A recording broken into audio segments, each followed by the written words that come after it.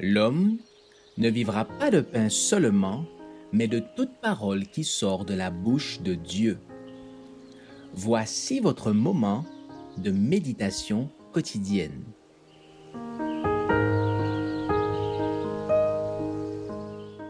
Vous recevrez une puissance.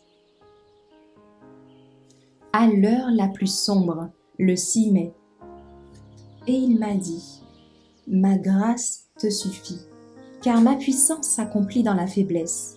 Je me glorifierai donc bien plus volontiers de mes faiblesses, afin que la puissance de Christ repose sur moi. » 2 Corinthiens 12, verset 9. Vous pouvez rencontrer des déceptions.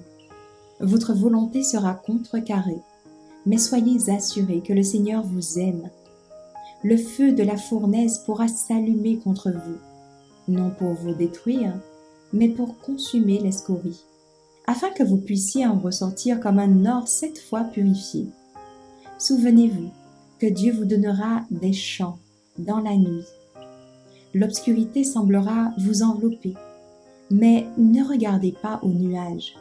Derrière le nuage, le plus sombre, se cache une lumière qui ne s'éteint jamais. Le Seigneur tient en réserve une lumière pour chaque âme. Ouvrez la porte du cœur à l'espoir, à la paix et à la joie. Jésus déclare, « Je vous ai parlé ainsi, afin que ma joie soit en vous et que votre joie soit complète. » Jean 15, verset 11. Dieu confie à tous une œuvre particulière, et chacun d'entre nous peut accomplir convenablement le travail que Dieu lui assigne.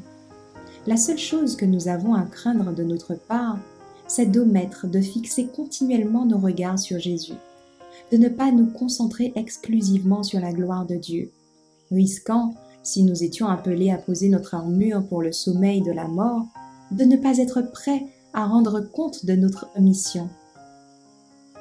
N'oubliez jamais que vous appartenez au Christ, acheté à un prix infini, et appelé à lui rendre gloire dans votre esprit et dans votre corps qui sont à lui. Dieu a prévu un baume pour toute plaie. Il se trouve un baume en Galaad, un médecin.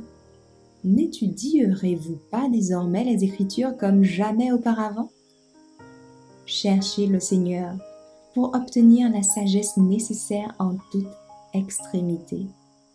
Dans chacune des épreuves, plaidez avec Jésus, afin qu'il vous dévoile un chemin pour sortir des problèmes. Alors, vos yeux s'ouvriront pour découvrir le remède et appliquer à votre situation les promesses de guérison contenues dans sa parole. De cette manière, l'ennemi ne trouvera aucune occasion pour vous amener à gémir, à douter, mais plutôt, vous développerez la foi, l'espoir, le courage dans le Seigneur. Le Saint-Esprit vous donnera un discernement clair, afin que vous puissiez voir et vous approprier toutes les promesses qui agiront comme un antidote au chagrin, comme un rameau de guérison contre le breuvage d'amertume porté à vos lèvres.